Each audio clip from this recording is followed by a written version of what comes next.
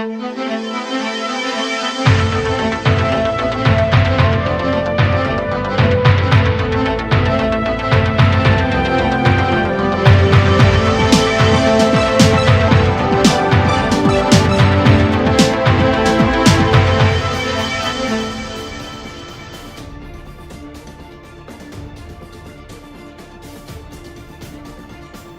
news, police declared 12 wanted over a number of attacks.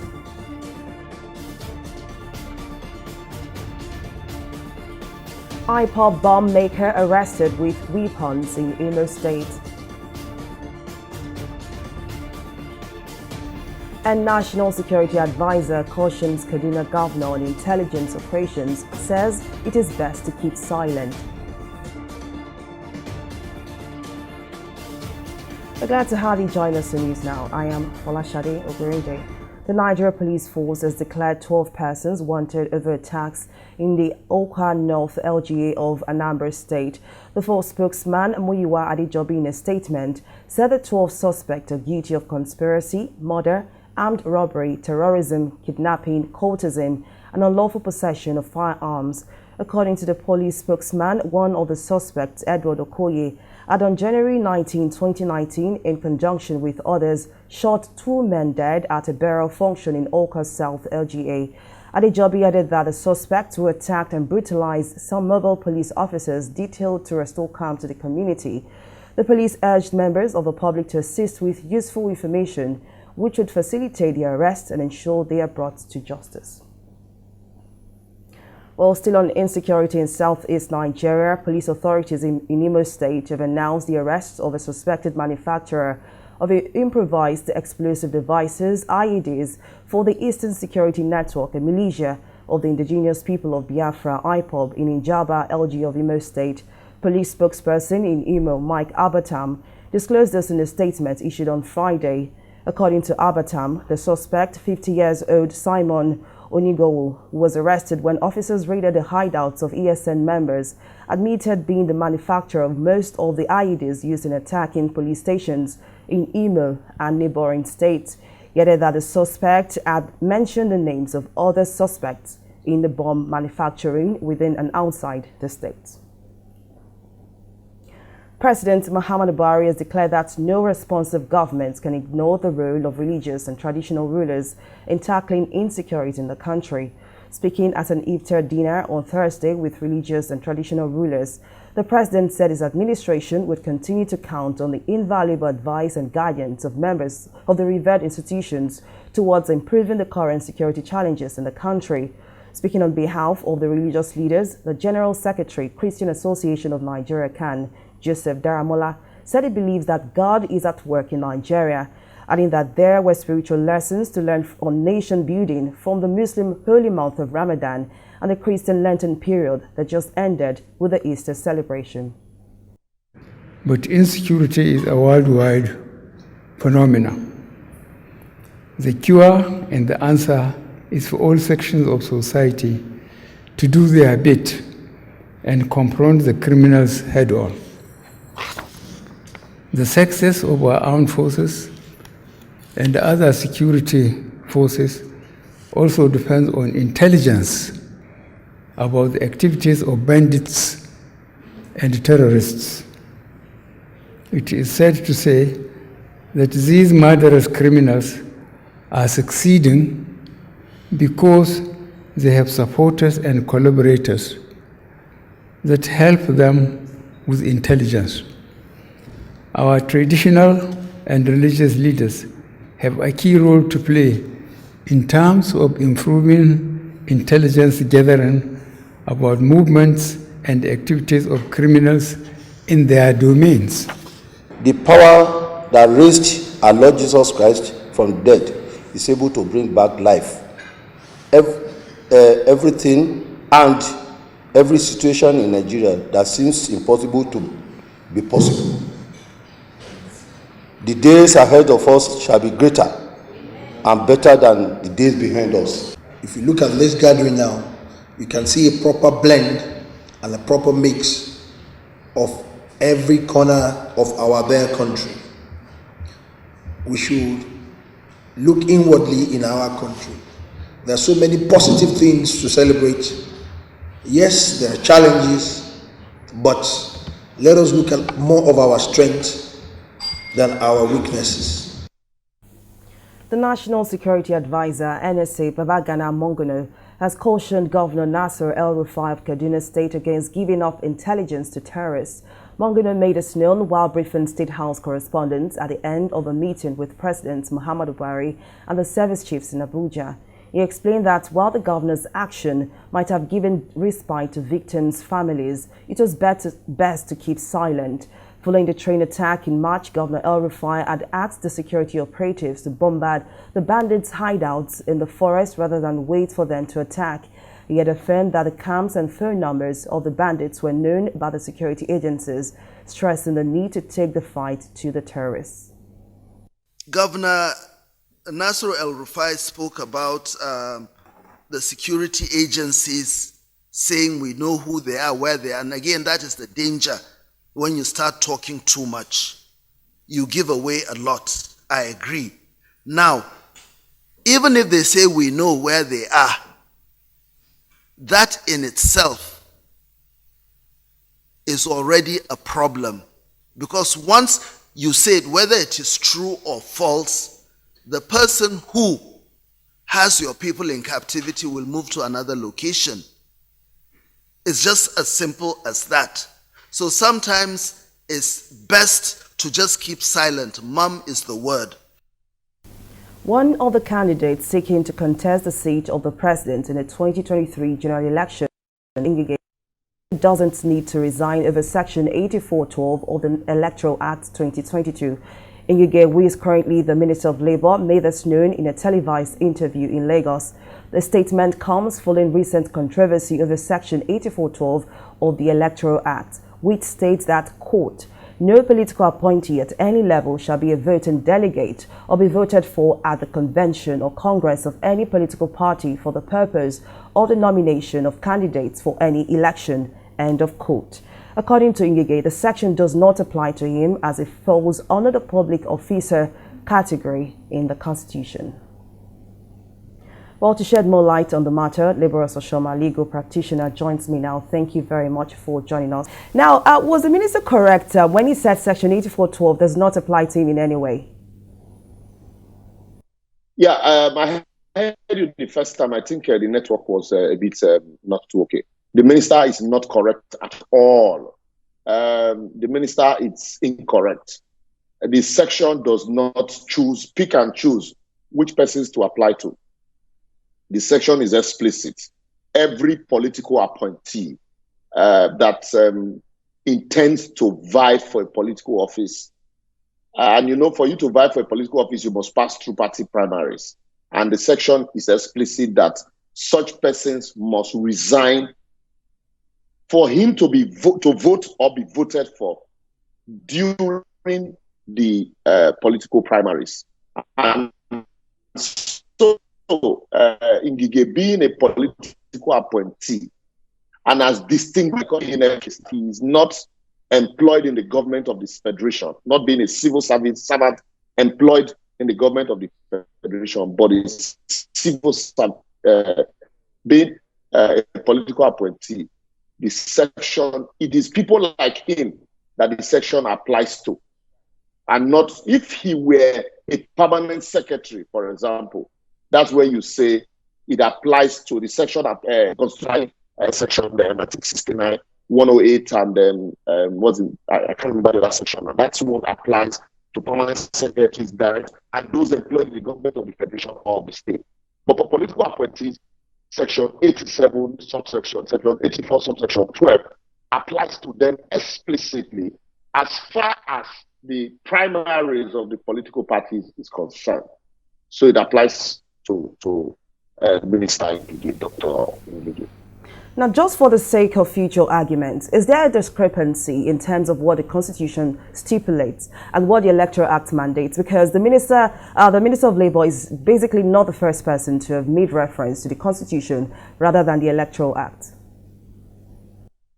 There is no discrepancies. I think we are trying to be mischievous. Those people that are Some lawyers have attempted to create a discrepancies between a divorce between the two when there is no such. There's no discrepancies between the two.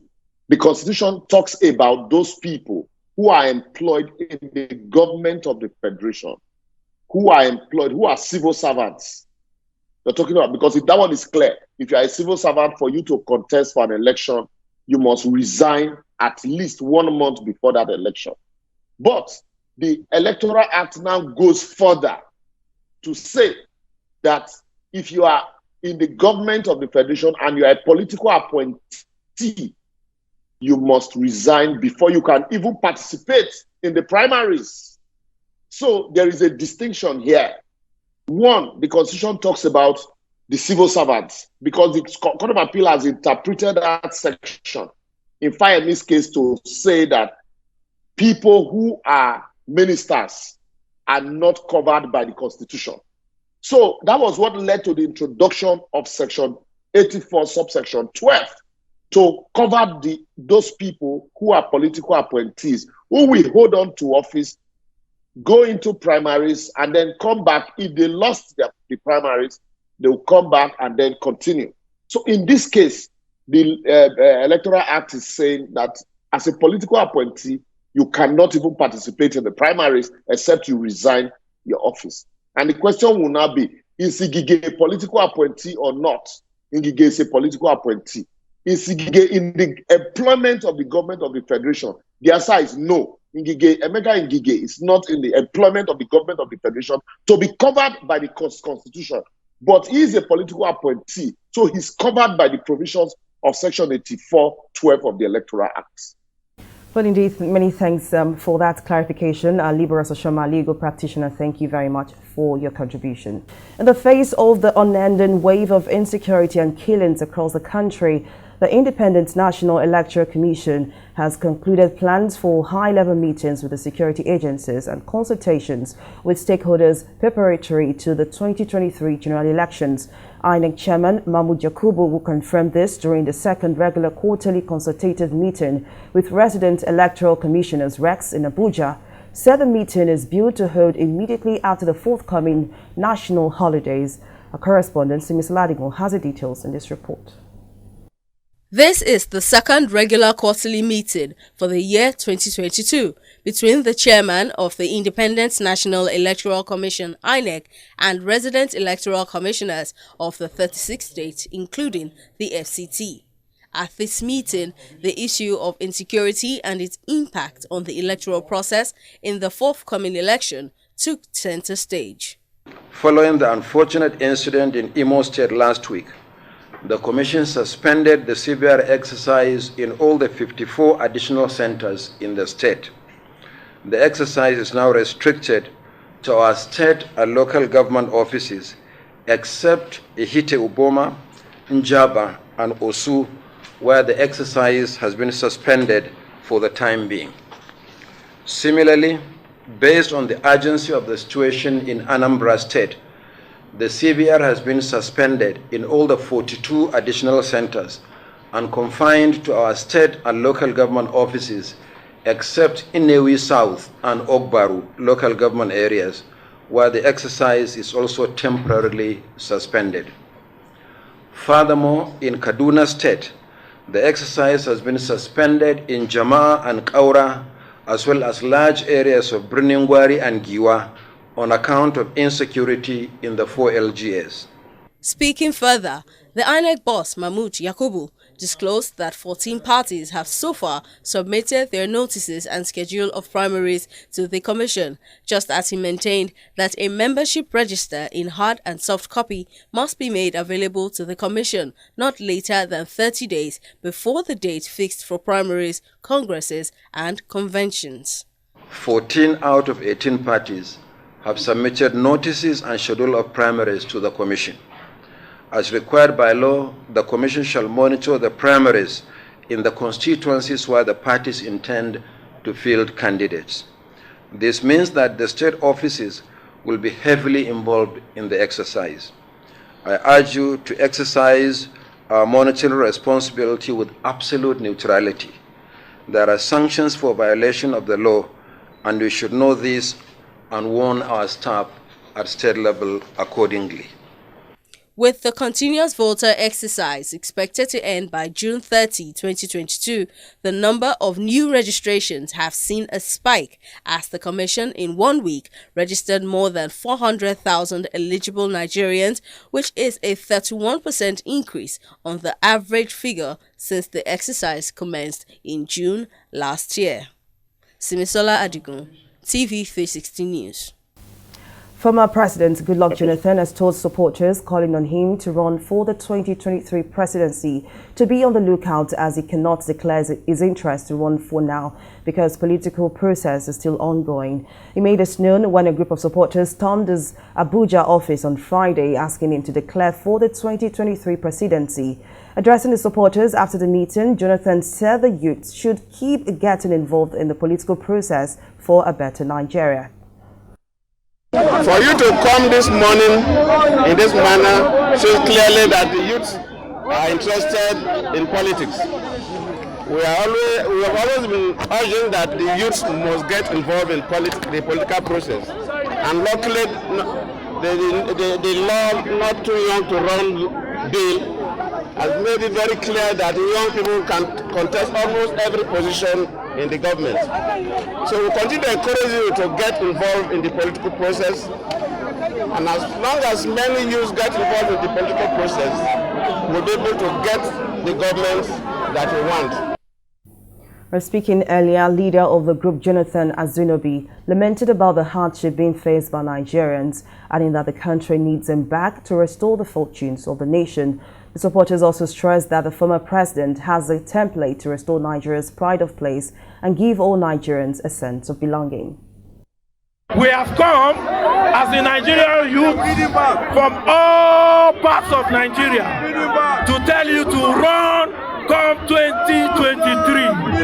We will support you, we will vote, we will make sure we bring you back because we need Nigeria to move forward. Is that we want the former President Goodluck Jonathan to come and lead Nigeria again. It is obvious that we cannot find a better man than Jonathan. 2050, Nigerians actually wronged you. And the same Nigeria have come out to say, sir, forgive us, come and lead us again. I will take a break here, but still to come, Nigeria's debt to hit 44.7% of GDP in 5 years, IMF warns. Details of the story and more right after this break.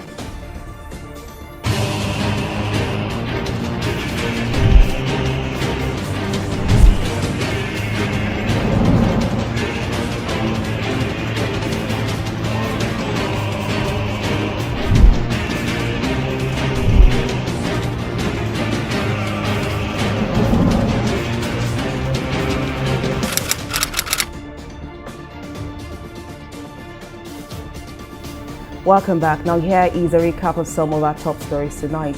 The Nigeria Police Force has declared 12 persons wanted over attacks in Awka North LGA of Anambra State.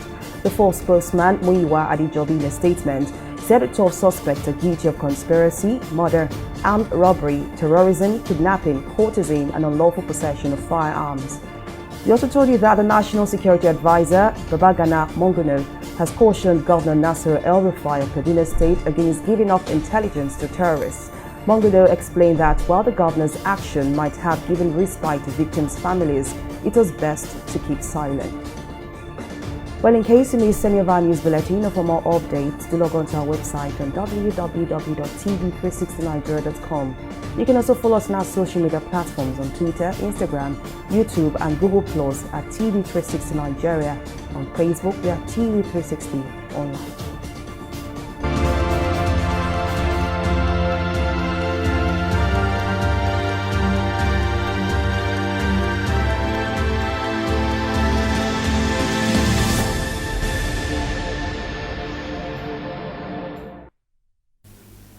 Authorities in Shanghai have announced it will tighten the enforcement of lockdown measures as COVID surge continues in the Chinese financial capital. The new measures, which includes placing electronic door alarms to prevent those infected from leaving, as well as evacuating people to disinfect their homes, takes Shanghai's lockdown into its 5th week. Shanghai city officials also said all infected patients and close contacts will be transferred to government-run quarantine centers, adding that disinfection measures will be escalated in some of the city's worst hit areas. I will take a breather here and return with more stories and business. To stay with us.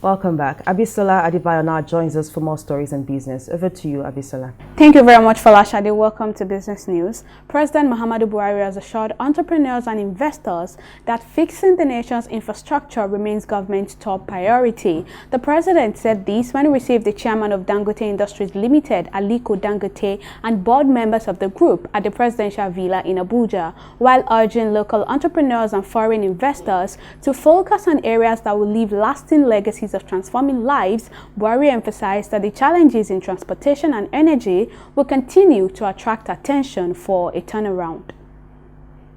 Mr. Chairman, let me again thank you and your board for the courage and foresight that enabled you to embark on these mega investment projects, which will have enduring benefit to generations of Nigerians.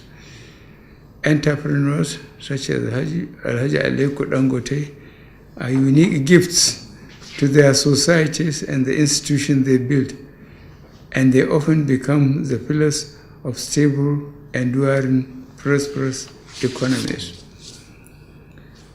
I therefore urge other Nigerians in the business sector to emulate this iconic entrepreneur by investing in such enterprises that will in time become worthy legacies as national assets, which will continue to benefit their people for generations to come. Meanwhile, the chairman of Dangote Industries Limited, in his remarks, thanked President Muhammadu Buhari for the great honor to the Dangote Group when he commissioned the new 3 million metric tons Dangote fertilizer plant in Lagos. Through the output of our various businesses, our group is proud to be making significant contributions to the diversification and growth of our own economy. And I'm sure, Your Excellency, you are fully aware that in terms of employment, our own group is second only to the federal government of Nigeria in terms of size of its workforce. And we are still growing in the agriculture and oil and gas sectors. Your Excellency, all these investments are driven by our corporate vision to become the leading provider of our people's essential needs in food, shelter, and energy services. Our belief is that our country has the potential to be a strong industrial nation capable of not only of meeting its basic needs of our citizens, but making significant contributions to Africa's economic transformation. We firmly believe that Nigeria will be the powerhouse of the continent's inclusive and sustainable economic development through industrialization and strategic diversification. The International Monetary Fund, IMF, in its April fiscal monitor has warned that Nigeria's total public debt will rise steadily to 44.2% of gross domestic product (GDP) by 2027. The IMF added that the total fiscal spending of the government will widen to 6.4% of GDP this year from 6.0% at the end of 2021. Meanwhile, the Debt Management Office had disclosed that the national public debt rose by 20% year-on-year to 39.56 trillion naira in 2021. Well, we'll take a break now and return with a review of the stock market.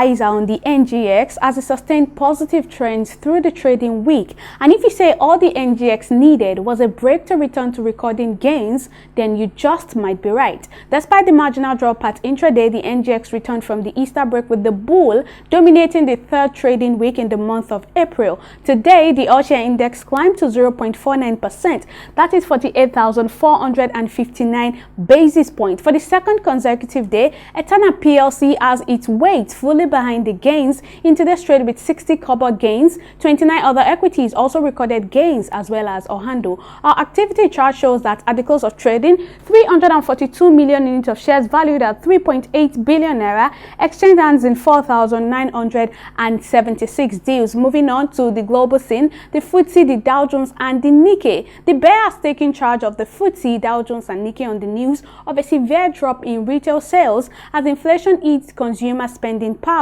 That's why FTSE is trading at 1.18% decline, the Dow Jones 1.51% negative, and the Nikkei at 1.63% decline. That's all on stock market report. Back to you, Folashade, for the rest of the news. Well, many thanks, Abisola. Now on the foreign scene, Rwandan President Paul Kagame has commented on Rwanda's deal with the UK on migrants, saying this country is not trading human beings. This is as a deal has attracted criticism from different angles, mostly the opposition. Speaking at a virtual seminar hosted by Brown University in the US, Kagame emphasized that the allegations are false as they are actually helping the UK. The UK had recently unveiled a plan to send asylum seekers to Rwanda. Under the deal, asylum seekers arriving in the UK on small boats will be relocated to Rwanda for processing and resettlement. Well, up next is Entertainment Reporter News Now.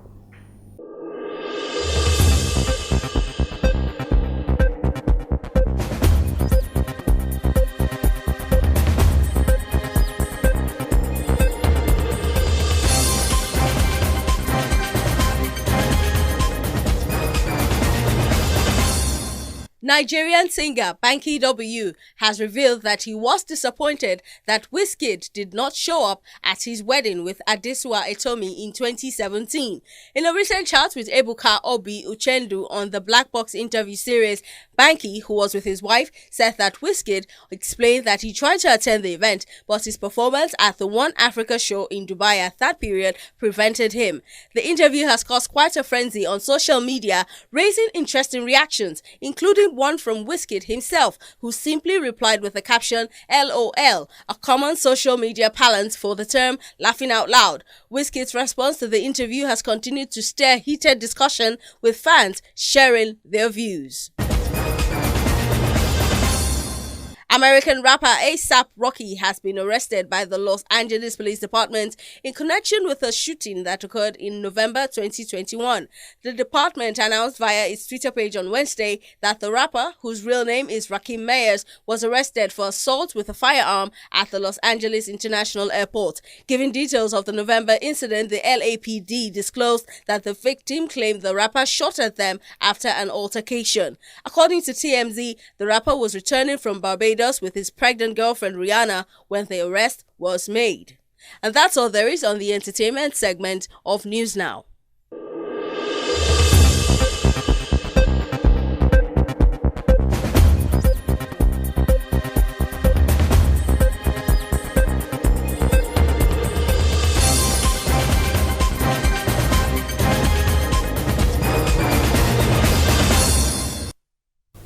Away from entertainment, now to sports. Watford have been handed a huge boost ahead of their trip to league leaders Manchester City on Saturday with the return of Nigeria's William Troost-Ekong and Samuel Kalu. Troost-Ekong returns to full training with the side after recovering from a slight hamstring strain that kept him out of the home clash against Brentford last Saturday. The Nigerian international has made 16 Premier League appearances this season, the last featured for the Hornets in their 1-0 loss to Tottenham Hotspur. And that's the size of our news bulletin. Many thanks for watching. I am Folashade Ogurinde. Bye for now.